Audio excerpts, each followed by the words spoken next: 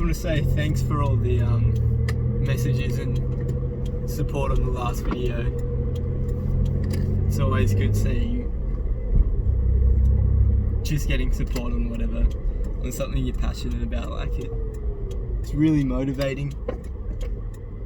It just makes you want to keep doing it. So thanks heaps. This one is going to have a slightly different start. It's still on the same topic of like sort of self-discovery, personal development and stuff. So this one's about my first ever time trying DMT, which, if you don't know, it's a psychedelic, very short duration, very, very, very quick come up and come down times, kind of like a mental psychedelic rocket ship. So let's give some background for what it actually is. It's a compound. It's found in N,N-dimethyltryptamine. It's found in our bodies in just various different places and stuff like that. Not too sure on its function. There's been studies and stuff trying to pinpoint it to different parts and link it to different spiritual and religious I guess like topics and stuff like that, but I don't know, I don't really see the it's not very concrete. It's just kind of people seeing two dots and then going, oh, I'm just going to connect them with my opinion, but that's completely fair enough.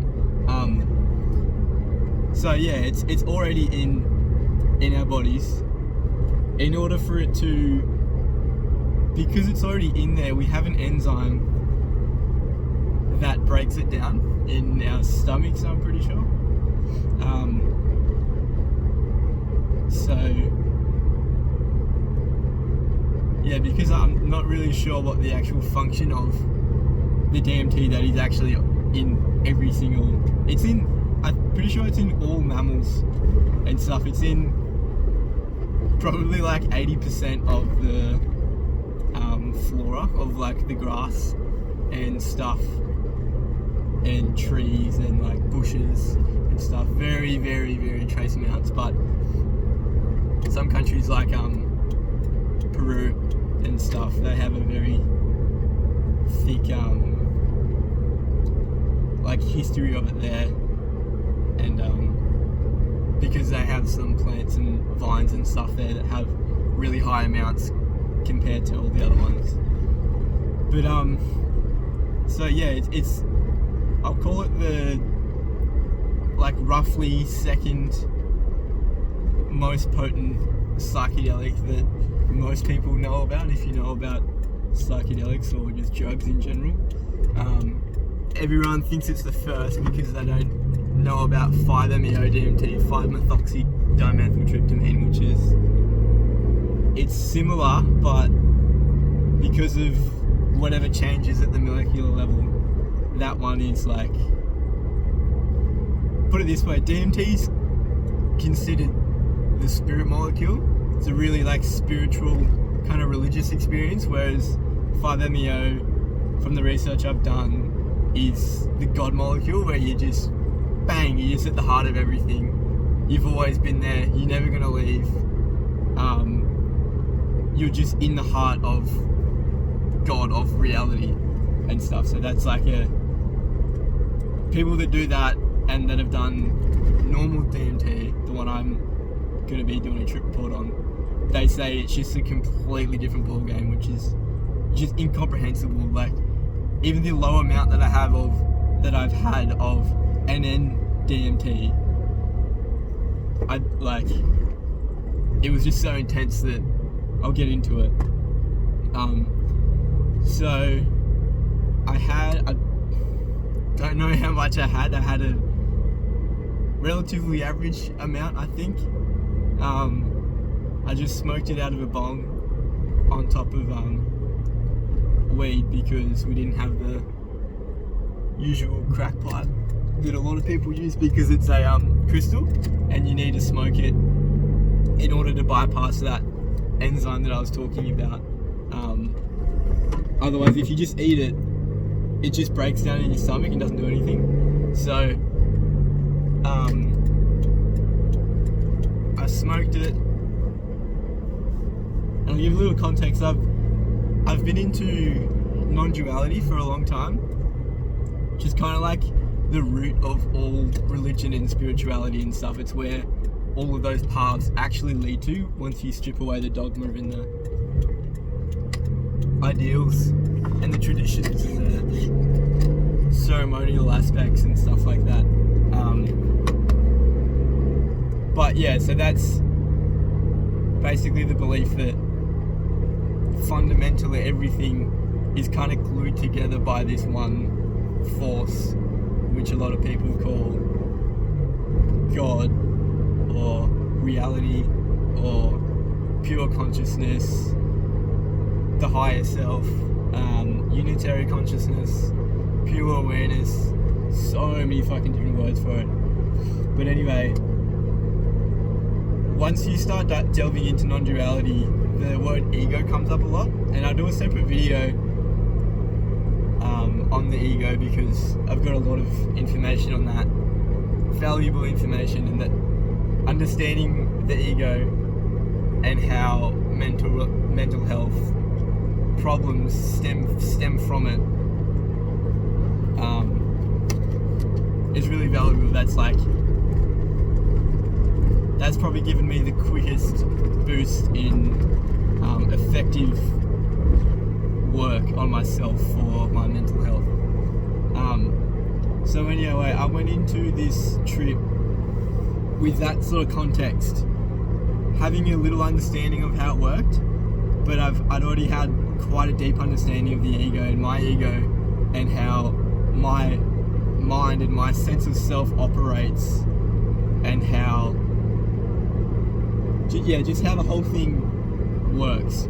And then so I went into it, I had the cone, I sat there. I've been researching this dude Martin Ball, who talks about 5-MeO-DMT, the more potent one compared to the one that I had. He talks a lot about bilateral symmetry on the both axes. So to embody that, I was in my girlfriend's car. We just pulled up at this nice spot. I was in the passenger seat, and just sitting down with my legs just like shoulder width apart, my hands palms up on my knees, chair folded back, just so that my body's open for whatever comes in the experience, and so that if I have resistance, I have less chance, or it's easier to pinpoint in my body. If I'm having resistance in my body, easier to pinpoint whereabouts it is. So I was laying there like that in the open position, and then in my head I just kept repeating as I was going into it, and it was coming on and coming on. Once I closed my eyes, I just kept repeating, I'm going home, I'm going home, just let it take me, whatever happens, happens, I am the observer. And that's a key point, I am the observer. I was really drilling it into myself that I'm just here to observe whatever happens. I'm not here to get caught up in any bullshit that my mind sparks up. I'm just here to experience it for the first time and observe, take notes, and then apply that practically in my life afterwards. So when I started going into it, it just comes on so quickly. You don't really have time to react, which was good in my case. I'd had previous to this, I'd had a couple of uncomfortable trips, and I'll do another whole video on psychedelics, good trips, bad trips, try to remove a lot of the stigma that you might have. A lot of these just false ideas, propaganda left over from our parents' generation and the generations prior to that, and school, just false absolutely false information. So yeah, I went into it repeating what I just said, and then slowly I started noticing I was looking with my eyes closed, mind you. I just felt this thing. It was just like I'd put on a VR headset, and there was this thing just coming around here very slowly, but because the visuals weren't at the peak, it was fading in, so it was kind of doing this, going back, but slowly coming further into my field of view. And I was just looking straight ahead. I wasn't moving my head or anything. My thoughts were fairly clear, but going into it just a few seconds before, I just had these like little irrational thoughts like, oh, don't freak out, and then I go, I'm not going to, and then it's like, yeah, okay, but don't freak out. It's like, I'm not. Yeah, but don't freak out. Well, fuck, I don't want to freak out. It's that sort of shit, just stupid inner dialogue. It's only gonna fucking, it's only detrimental, there's no benefit from that. So that was sort of going on, and then it started progressing more towards the peak, so the visuals picked up in intensity, and it's a really intense experience. Like, this is not beginner level, oh yeah, I've heard of psychedelics, let's just fucking jump in the deep end. Oh. So yeah, it started building up. I noticed that I was looking in some sort of like, picture, you know, like a shape of a footy. It's kind of like an oval on its side like that. Picture just a long tube like that. I was just in some tube sort of going down, and the tube was on an angle like that, similar to the angle that my body was on, because I was like, had the chair laid back a bit, and I started paying attention to what the tube was made out of, and it was kind of like, you know, in Lego how you've got the blocks that are just, they're 2x2, they're a little square, just like picture those with the tops cut off, so it's just a smooth little cube, just like infinite of them made up the inner surface, this surface that I was seeing of this like tube, of this sort of tunnel. And then I was looking at that, and then the thing that was coming around my field of view was getting more vivid, and I saw it just reaching out like this, just slowly reaching out, and it was kind of like, you know, those sticky hands, how you got the plastic handle and it's like a bit of rubber, and you like, it stretches and you can slap people with it and stuff. It was kind of, imagine a dude, just like a stick figure, like basic stick figure dude, like reaching with his hands out like that in like a Y shape. And then as I looked down from my field of view towards the end of the tube, and I saw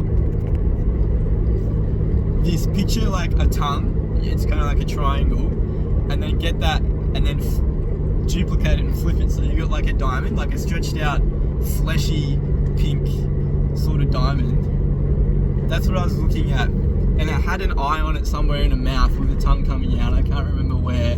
I've tried to draw it, but it's like really hard to picture, because there's like an extra dimension of space there. And I'll tell what I think this all means after. So I was looking at that, and that was really cool. It was just sort of coming up and wiggling, but very slowly coming up. And old mate coming around here was moving towards it. Mind you, this whole time I'm having no thoughts, zero thoughts. I became the observer, like what I wanted to do was happening, which was cool. And I was watching it happen, and then as the tongue diamond thing started coming up, I'd get these waves of intensity and emotion like rush through me like a tornado.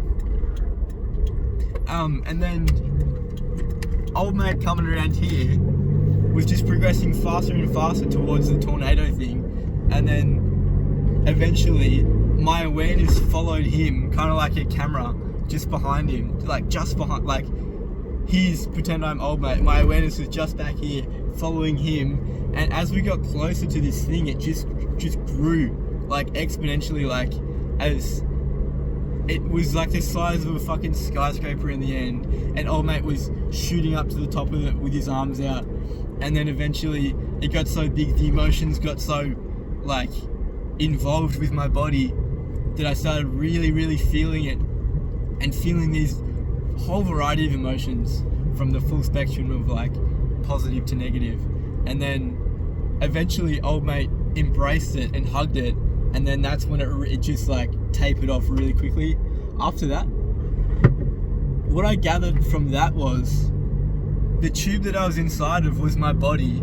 There was nothing in there, no organs, nothing, just the surface, just that old mate coming around here. What I realized old mate was me, kind of like the divine part within myself, my higher self or whatever. The tornado thing was my ego. It was Morkai. It was the usual dialogue, the constant narrative that's going on in here had been reduced down to here, but it had separated from my awareness. I was resting in that, I think the Buddhists call that the Buddha mind. I was resting in that Buddha mind, the mind of just like pure, just awareness, just observing, objective observation without bias. And I was just there, but it had a slight, it was just because I'd never experienced anything like it, so it was, my like awareness was just feeling just pure joy, pure stillness and peace. Very content, very peaceful, very still. No bullshit. Not getting caught up in anything, just observing. But because I'm so not used to it, it was so peaceful. No stimulation or anything. I'm just being there, being present, observing what's going on. And then, yeah, so the tornado was my ego. And what happened was, as the DMT started intensifying, I think because of the research and the understanding, even that level of understanding I had back then on the ego, it really helped just separate from that part of myself, well, my mind, just separate from my ego, just literally just like, zoom. And then I was resting up here, and then the ego just like kind of faded, and then faded back in, physically like embodied as this like double-decker fucking tornado, like tongue. It was like the material of a tongue. But it was like a tornado, it was spinning, and then as we were going up to embrace it, it was me, because I'd realised that I can't work against my ego, I can't work against Morkai. That's just self-sabotage, that's not gonna fucking get me anywhere. I gotta embrace it, I gotta embrace all of my flaws, all of my selfishness, all of my suffering, and work with it. So that was kind of the metaphor, it was just like me embracing it like that. And then as soon as I came out of it, I remember telling my girlfriend, I just had the realization that I'd had this low level of worry, but it is a part of the anxiety, because if you're worrying about something, you're anxious about it. Anxiety is kind of just like the whole of that, and then stress and like worry and all that sort of stuff, and like doubt. They're all sort of like subsets of it. But then the main one is fear, so that it's like a fucking pyramid. And then it was just like, bang, fuck.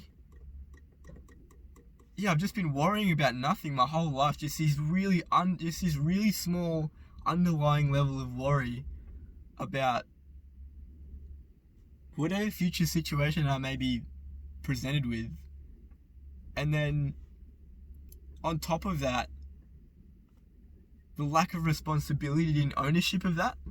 I'd just like hidden away from it, or most of the time I was just completely unaware that was going on. But just like, if I thought about someone calling me like a worrywart, I would hate the idea, but it's like, no, that's not me. Because most of my life, I never thought of myself as that. I thought of myself as an optimist.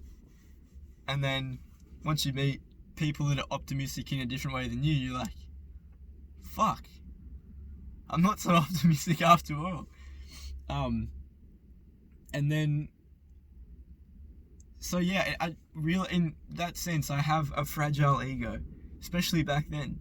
Fragile in the sense that if someone dares challenge this idea that I'm so fucking desperately attached to of Morkai, if someone tries to attack that, then I'm just gonna fucking bark at him and attack. Which is bullshit. Why would I do that? Because I'm attached. I'm attached to it. I'm attached to my identity. I'm attached to this one-sided, biased idea of myself.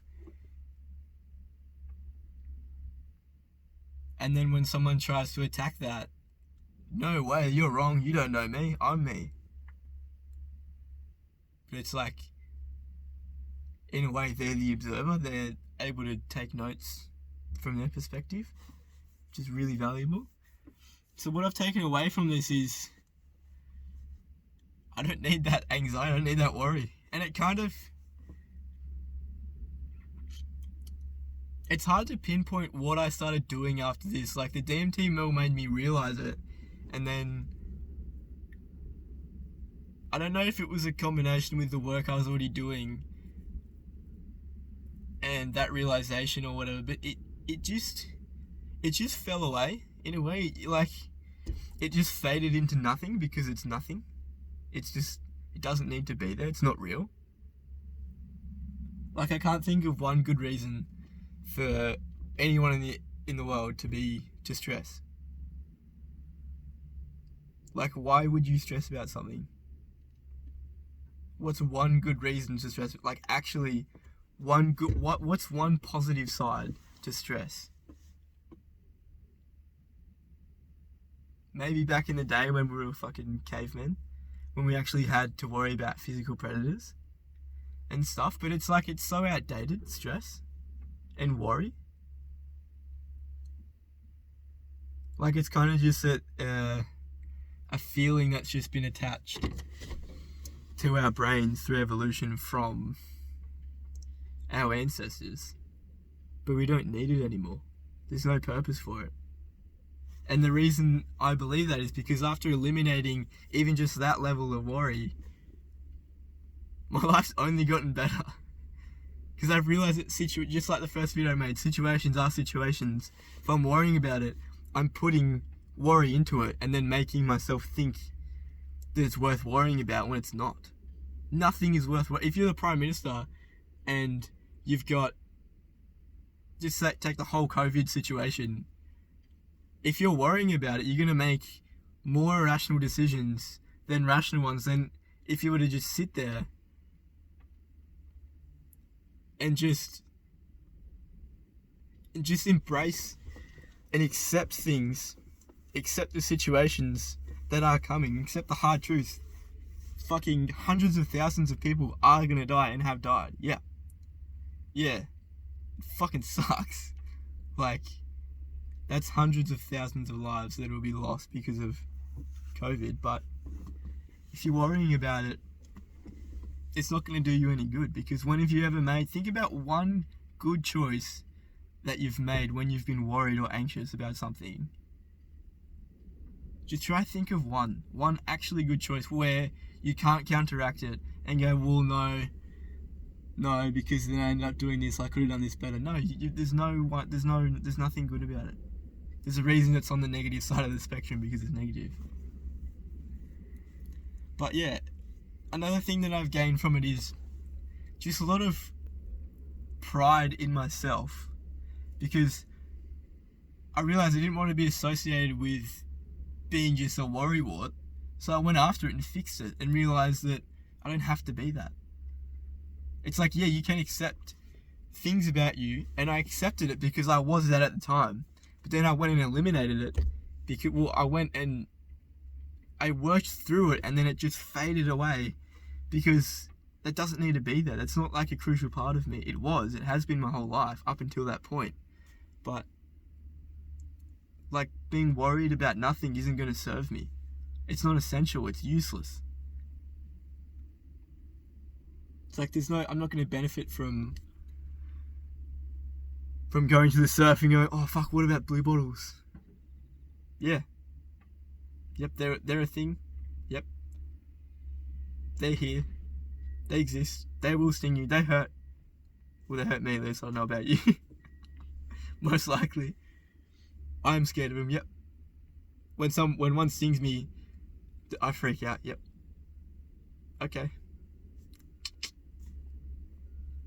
Why worry about it? Why make my time in the surf a negative time and take my mind off being present in the surf, just being with whatever I'm doing, bodyboarding, going through fucking just a body bash or whatever, just to swim.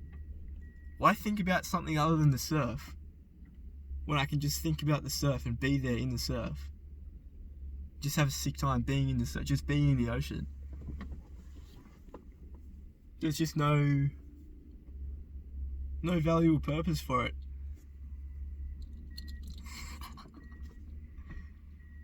There's no good reason for it. But yeah, I'm just trying to think of like exercises. One thing I started doing after this trip was, because I've got a mate who's really confident in everything he does. And he is confident in other people. If they go, oh, I reckon I might do this, he's like, yeah, you can fucking do it. And then me, prior to the DMT trip, he'd always say something he's going to do. And then I'd always counter it with this little fluffy anxiety without realizing it, because I was unconscious of it. I was unaware of it. And then I don't know how aware of it he was back then or is now, but what's the purpose of that? Like, he would never let that cloud his perception of his thing that he's going to do with his confidence, because he's confident in himself and he's strong and he knows he can do it. And if it fucks up, then he's able to accept that it's fucked up, that he fucked up, or that it failed or it broke or whatever. And then he can just work on a new solution or get help from someone to help fix it, to help move through it. And then just that, oh, yeah, but like, what if nothing? Yeah, but what if it just doesn't do anything? Like,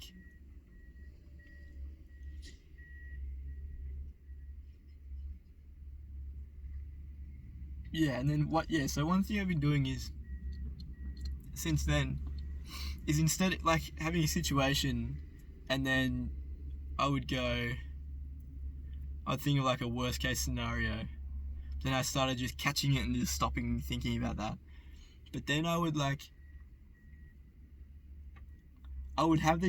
start with safety nets and go, yeah, but if it happens, then this will just happen. Then I'll be caught in this way. But then you progress to the point where you just don't have those and you go, that's not going to happen. I'm sweet. But then you can get, if you go too far to that side, if it does go wrong, then you might be ill-prepared for this unaccounted for factor for it going wrong. But then to counter that, you can just go, well, I think I'm confident that it's going to go this way. I've eliminated that fear, I've eliminated that worry, I don't need it. But if it does go wrong, yeah, okay, if it does go wrong, it goes wrong, yep. That's great. If I'm wrong, fuck yeah. Another thing, I hated being wrong. It would take me so long say I had an opinion about something, and it just wasn't how it is, and someone's telling me the right way, it would just take a while for it to sink in and for me to get over my bullshit. I'd have this barrier of just bullshit, like bullshit, right there. And I'd have to just fucking slowly move through this like muddy bog of bullshit. Whereas after that, I was just like, fuck it, be wrong as much as I can, and just accept the right answer, accept this new information, run at it as fast as I fucking can with my arms open, give it a big hug and kiss and go, welcome. Fuck yeah. That's sick. And then, even further than that, thank the person for giving you this new information, because it's only going to polish off your opinion of whatever topic, or polish off your understanding, or give you a more efficient way at tackling some task, whether physical or mental. But yeah, that's another big thing I took away from it. Just be wrong. Be wrong. You are wrong. You're always wrong. You're wrong. And me. And it's sick. It's great. That's only opportunity for growth and for learning. There's nothing bad about being wrong. If you can look at problems as opportunities and go, well, there's this problem, there's this wall, but I can just break it down brick by brick, or I can just work my way up to it brick by brick, and then just fucking jump over. It's really helpful. So yeah, just, I think the main takeaways from the experience were, I've had a low level of worry throughout my whole life. I hated being associated with anything to do with worry or anxiety. Had a very hard time being wrong, and then it would take me ages to accept the new information on, because yeah, I just had a fragile ego, and I'm still fragile in different ways and stuff, but being able to just detach from it and just let Morkai go away for a bit and rest in that just pure awareness, just that like peaceful, tranquil state of consciousness where it's so pure, it's so loving, like it's so, there's no judgment, there's no fear, there's no anxiety, there's no rush, there's no time.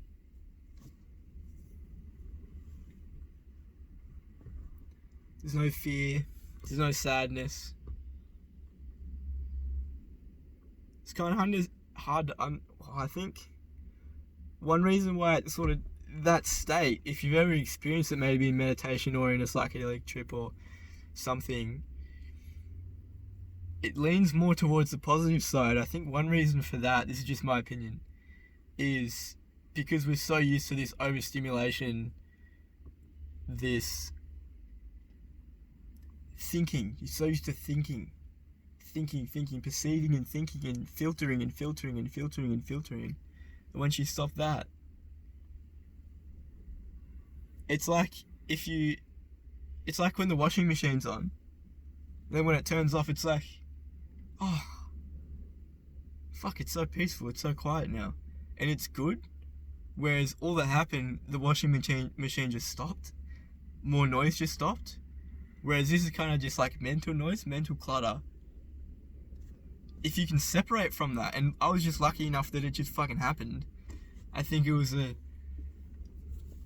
combination of my research, my understanding of it. It wasn't just knowledge. I didn't just know it and go, oh yeah, that makes sense. No, I actually had experiences prior to this sober. Like, one of the experiences in the shower was, I thought of myself as Morkai, and it was just like stripping myself down to this just made up idea of this body, this name that my parents has given me, and this perceived physical body, and all the things that I've achieved, because I've done a lot of shit with my passions.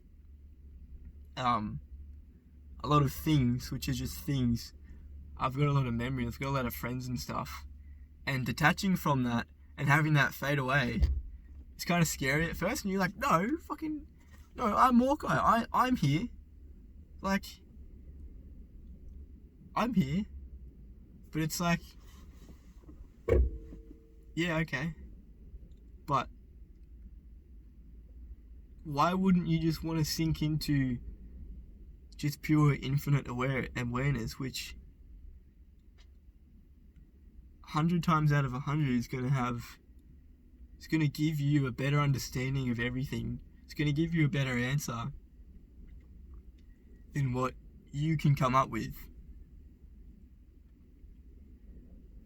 But just experiencing that for the first time is just like, I almost started like doing this, like in the shower. I just had this vision of like almost my brain or something kind of just fading, and then it just like desperately trying to grasp, and once I let it go, it was just like, wow. I forget the realization I had. I forget why I was able to accept that. I was able to accept that and just like really enjoy it. But yeah, just being able to do that in a fucking DMT trip, far out. There's only a few main things I've taken away from it, but they've just had compounding impacts on my life that have just benefited me in so many ways, and just like catapulted me even further into this path of self-development and self-discovery, discovering who I am. And now when I meditate, or even just when I'm thinking, even now, especially when I meditate, and especially on like psychedelic meditations, Mokai will just slowly, if I'm conscious enough to just catch my mind when I start thinking about something, Mokai will just fade into nothing, fade just into the abyss.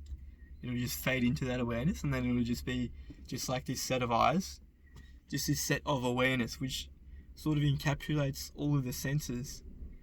And then I'm just there, seeing whatever fucking close-eye visuals come up, hanging out with whatever psychedelic entities or aliens, whatever you want to call them, that they're just kind of in that zone, whatever zone you end up in.